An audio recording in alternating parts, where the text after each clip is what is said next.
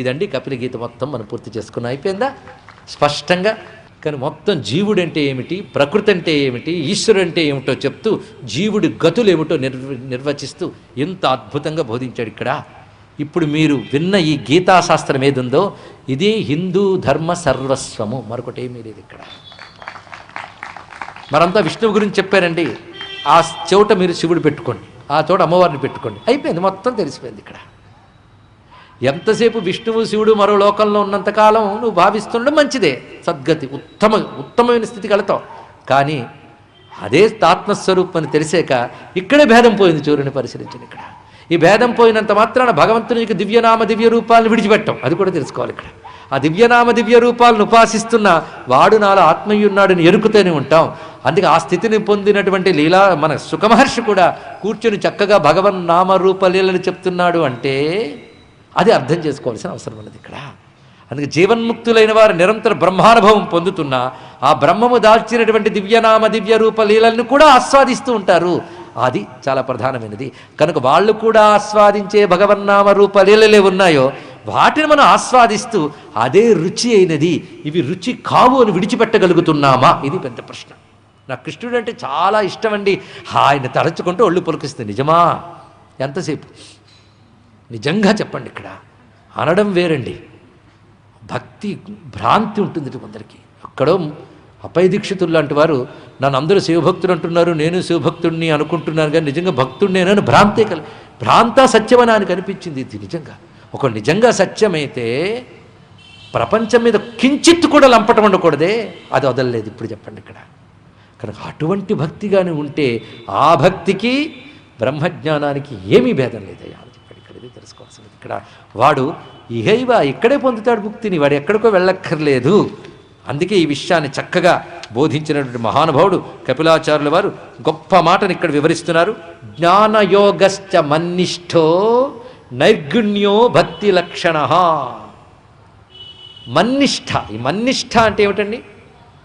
మత్ నిష్ఠ, మన్నిష్ఠ పరమాత్మయందే స్థిరపడిపోయిన జ్ఞానయోగము, పరమాత్మకి అన్యము లేదు అనేటటువంటి జ్ఞానయోగము. నైర్గుణ్యో భక్తి లక్షణ, నిర్గుణ భక్తి లక్షణం. నేను చెప్పాను కదా, ఆ నిర్గుణ భక్తి లక్షణంలో కేవలం పరమాత్మ తాదాత్మ్యమే, నేనన్న భావం కూడా అంత కరిగిపోయిందండి. ఆ స్థితిలో ద్వయోరప్యేక ఏవార్థో, రెండిటికి ఒకటే ప్రయోజనము. ఆ రెండు దేన్ని తెలియజేస్తున్నదో అదే భగవత్ శబ్ద లక్షణ, అతడే భగవంతుడు. ఆ భగవంతుడి గురించి చెప్పేది భాగవతం. అయిపోయింది కదా, మొత్తం అయిపోయింది. మరొక ప్రశ్న, ఏమంటే నిజమే మీరు ఇప్పుడు చెప్పారు, కానీ శాస్త్రాల్లో ఆ బ్రహ్మము గురించి అనేక రకాలుగా ఎందుకు చెప్పారు? నీకు ఇంకా అందలేదు గనక, బుద్ధి రకరకాలుగా ఉంటుంది గనక రకరకాల బుద్ధికి ఆ ఒక్కటి అందించడం కోసం రకరకాలుగా చెప్పారే కానీ అది ఒక్కటేనా ఆయన అన్నాడు.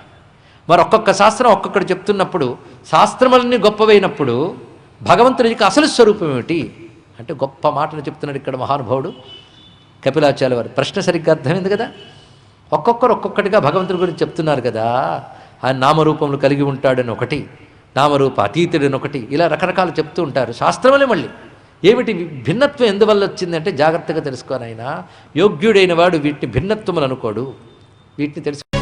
ఒక్కొక్క శాస్త్రం ఒక్కొక్క విధంగా చెప్తున్నప్పుడు ఏది ప్రమాణము అంటే ఒక మాట అన్నాడు, నాయన పాలు నువ్వు చూసావు, ఈ పాలు తియ్యగా ఉన్నాయి, తెల్లగా ఉన్నాయి, చల్లగా ఉన్నాయి అన్నావు. బాగా జాగ్రత్తగా వింటున్నారు కదా. తియ్యగా ఉన్నాయి, చల్లగా ఉన్నాయి, తెల్లగా ఉన్నాయి. ఈ మూడు లక్షణాలు ఒకే పాలకున్నాయి, అవునా లేదా? కానీ మూడు ఎందుకు చెప్పావు? మూడు లక్షణాలు ఉంది కనుక. అయిన ఈ మూడు లక్షణాలు కలిపి పాలక చెప్పావు, కానీ మూడు లక్షణాలను విడివిడిగా తెలుసుకుంటున్నావు, ఆలోచించు అన్నాడు. ఎలాగో అంటే పాలు చల్లగా ఉన్నాయనేది చెయ్యి ముంచి చెప్పావు, పాలు తెల్లగా ఉన్నాయనేది చూసి చెప్పావు, పాలు తియ్యగా ఉన్నదని నాలుక మీద పడితే కానీ తెలియలేదు. కానీ తెల్లగా ఉన్నాయని చెప్పిన కన్ను తియ్యగా ఉంది చల్లగా ఉందని చెప్పలేదు, చల్లగా ఉందని చెప్పిన చెయ్యి తియ్యగా ఉంది తెల్లగా ఉంది అని చెప్పలేదు, తియ్యగా ఉందని చెప్పిన నాలిక చల్లగా ఉంది తెల్లగా ఉందని చెప్పలేదు. అంటే భిన్న భిన్న ఇంద్రియములతో భిన్న భిన్న లక్షణములు గ్రహించి అవన్నీ ఒకడివని ఎలా తెలుసుకున్నావో భిన్న భిన్న శాస్త్రములో పరమాత్మ యొక్క భిన్న లక్షణములు గ్రహించి అవన్నీ ఒకే బ్రహ్మమని తెలుసుకో. గోలపోయిందండి ఇక్కడ. ఎంత చక్కటి సమన్వయం చేశాడు మహానుభావుడు కపిలాచార్యుల వారు. ఇంత రమ్యంగా బోధించాడు. యథేంద్రియై పృథగ్జాలై ఐరర్థో బహుగుణాశ్రయ ఏకో నానేయతే తత్వత్ భగవాన్ శాస్త్రవర్త్మభి. ఇవన్నీ బోధించిన తర్వాత ఈ తల్లికి మరింత కన్ఫ్యూజన్ వచ్చింది, రాలేదు, స్పష్టంగా తెలిసిపోయింది. ఎందుకంటే ఎన్ని గొప్పవి చెప్పినా ఒక్కడు గుర్తుపెట్టుకోవాలి, మనమున్న స్థితి ఏమిటో ముందు అర్థం చేసుకుని ఇక్కడి నుంచి ఎలా ప్రారంభించాలో తెలుసుకోవాలి. అది ఒక్కటే చాలు.